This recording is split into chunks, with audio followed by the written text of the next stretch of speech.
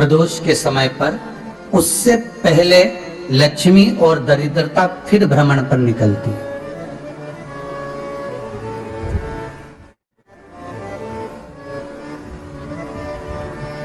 शिव भ्रमण कर कर जब वापिस आ जाते हैं, हिंदू धर्म में पीपल के वृक्ष की जो गणना वराह पुराण में करी गई है, 4 बजे से 7 बजे तक शिव के भ्रमण का समय बताया है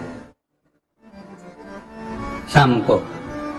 तो 7 बजे से लेकर फिर रात्रि 9 बजे तक लक्ष्मी और दरिद्रता फिर भ्रमण पर जाती है। इनका एक समय निश्चित है महाराज। भ्रमण कर कर आ जाना। अब इस बीच में जब लक्ष्मी और दरिद्रता दोनों निकल कर जा रही हैं, तो दोनों एक भाव रख कर जाती हैं कि आज हमको कहां प्रवेश करना है।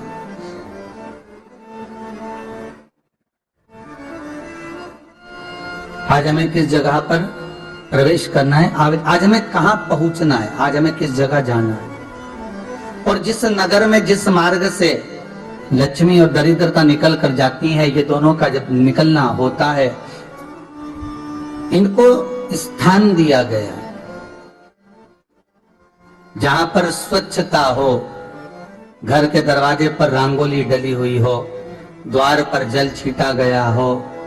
महाराज, उस द्वार पर लक्ष्मी प्रवेश करती है तो दरिद्रता भी जाने लगती है अंदर। जब दरिद्रता अंदर जाने लगती है तो लक्ष्मी उसको रोक देती है। पहले मैं देखकर आती हूं कि तेरे लिए स्थान है कि नहीं, तू यहां रुक।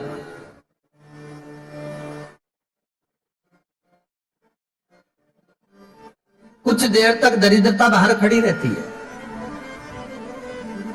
और लक्ष्मी जी की बड़ी बहन जब दरिद्रता बार बार अंदर जाने का प्रयास करती है तो लक्ष्मी जी कहती है, जीजी तू इतनी बड़ी होकर तुझे मालूम है तो तेरा सम्मान होना चाहिए, आदर होना चाहिए, और तू अंदर चली जा और कोई तेरा सम्मान ना करे तो कितना बुरा लगेगा, इसलिए तू बाहर खड़ी रहे। मैं अभी आई।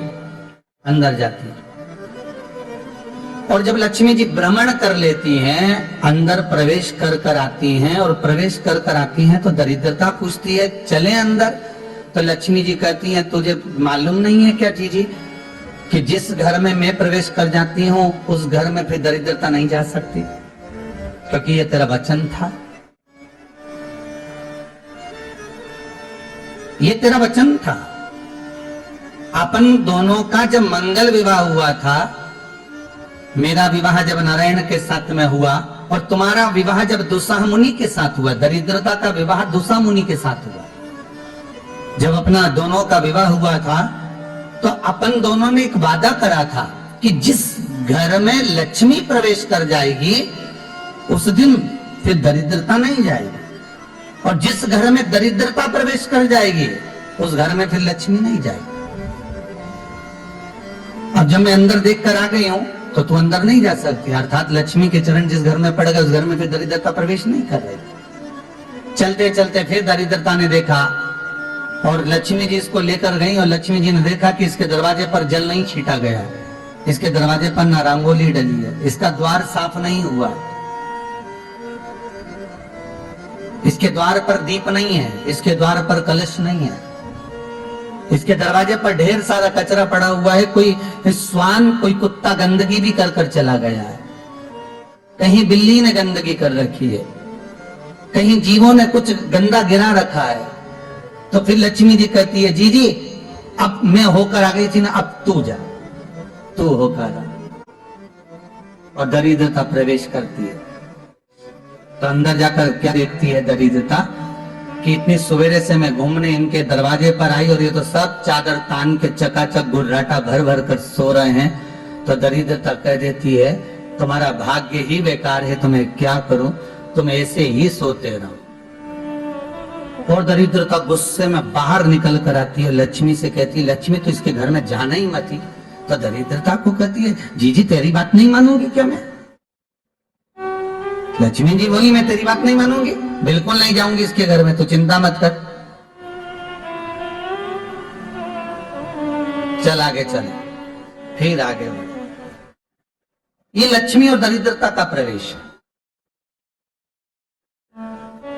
आपके घर का द्वार आपके घर का दरवाजा। फिर निवेदन करूंगा एक बहुत सुंदर बात, हमें महाराष्ट्र से सीखना चाहिए, हमें साउथ से सीखना चाहिए, दक्षिण से। जिस समय पर भक्ति देवी यमुना जी के घाट पर रो रही थी अपने पुत्र ज्ञान और वैराग्य को गोदी में लेकर, समय देवऋषि नारद ने प्रश्न किया था कि तुम कहां पर पोषित हुई हो, तुम्हें ऊर्जा कहां से प्राप्त हुई? तो कहा मैं गुजरात से तो चली हूं। और वहां से चलती चलती भक्ति देवी कहती है मैं बहुत दुखी होकर, बूढ़ी होकर, द्रवित होकर, बड़ी दुख में वहां से चलते चलते जब मैं महाराष्ट्र में पहुंची तो मैंने वहां जाकर देखा कि वहां पर लोग हर पल हर घड़ी ब्रह्म मुहूर्त में उठकर स्मरण करते हैं, नाम जाप करते हैं और दरवाजे पर जल छीट कर रंगोली डालते हैं। तो कह रही है कि वहां पर मैं थोड़ी अवस्थावान होने लगी, वहां मुझे अच्छा लगने लगा। फिर जब मैं और आगे पढ़ी, दक्षिण में जब पहुंची, वहां पर जाकर मैंने देखा कि सुबह से उठकर मंगलाचरण, मंगला स्तोत्र और वेदों की ध्वनि होने लगी। वहां पर मैं और आनंदित हो गई। हमें कुछ चीजें महाराष्ट्र से सीखना चाहिए कि वहां रहने वाले जो भगत हैं, वारकरी संप्रदाय के जो भक्त होते हैं, वैष्णव जो धर्म के भक्त होते हैं, उनका नियम है सवेरे के समय घर में पानी है कि नहीं है, पर जब भी वो घर का दरवाजे के बाहर थोड़ा ना थोड़ा पानी तो छीट ही देते हैं। और छीटने के बाद फिर वहां पर अपने यहाँ तो दिवाली पे रंगोली बनती है जी, और वहां पर रोज की रंगोली बन जाती है कि कभी हो सकता है परमात्मा राह भूल कर हमारे घर में प्रवेश कर जाए, इसलिए वहां प्रतिदिन की रंगोली, प्रतिदिन।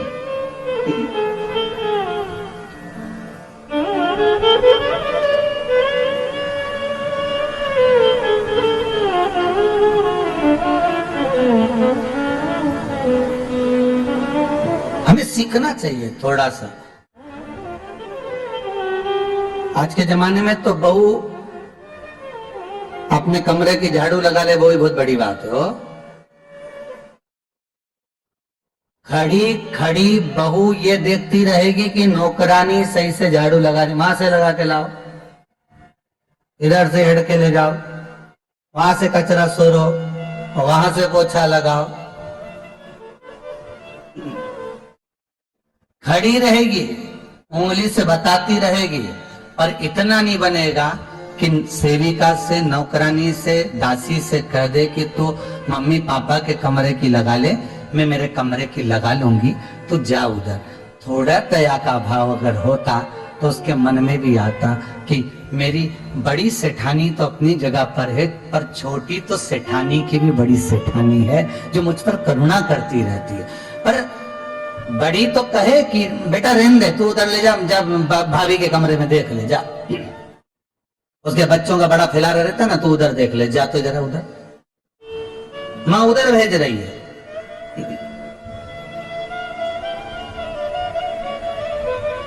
थोड़ा सेवा का भाव हमारे भीतर। और एक निवेदन तो हमेशा करा है और अब आज भी करता हूं, पूरे घर की सफाई करवाओ, पूरे घर में तुम पोछा झाड़ू जो चाहे करवाओ, मना नहीं है। पर एक निवेदन है, रसोई घर के अंदर बहू और बेटी ही जाकर भोजन बनाए तो अन्नपूर्णा सदा कृपा करती है महाराज। बहू और बेटी